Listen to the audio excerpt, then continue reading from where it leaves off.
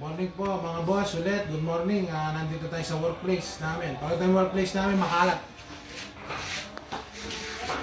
Yan, naka-computerize lahat yan ha. Wala sa retailer, pag lamp cover, lahat ng mga maliliit, naka-computer na po yan. Kaya pag may naghahanap, search lang namin doon sa computer. Kung meron, naka-green siya. Pag wala, out of stock. Ayan, pakita pa. My humble workplace. Okay. Ito po, Sir Joey from Maguindanao. Ay, Marawi pala. From Marawi. Sir, ready na po yung order yung parts Honda Brio 2022 RS type. Ito po.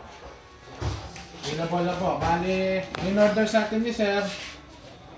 Si Sir, nakuha ko sa online kasi napanood niya yung mga vlog ko na legit supplier ako. Nag-order siya sa akin. First time pinadala niya agad yung payment niya sa akin.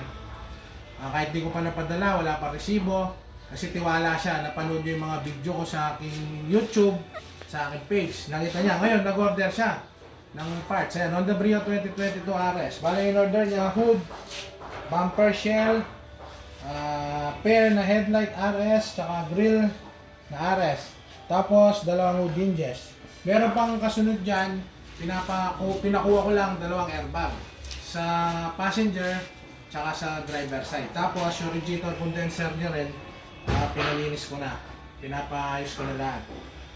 Yun din po, bali babalutin kasabay ng mga parts na nauna kanina. Isasakay lahat po namin yan, express cargo po lahat, bali airplane po. Sa airplane po kasi medyo mataas yung shipping fee, pero 2 to 3 days lang yan, di ba? Mula Luzon hanggang sa Mindanao. Yun lang po. Maraming salamat po sa tiwala na binibigay sa amin, sa aking Team Check Auto Parts. Ayan po, nag-enjoy sila pag napapanood nila yung mga video natin, mga video namin. Yung mga tao, nakukuha namin yung mga tiwala nila. Yun po. Tsaka maraming salamat po sa mga sumusuporta sa akin, sa aking journey sa pagbablog, sa aking pagpipiyesa. Yun lang po. Thank you.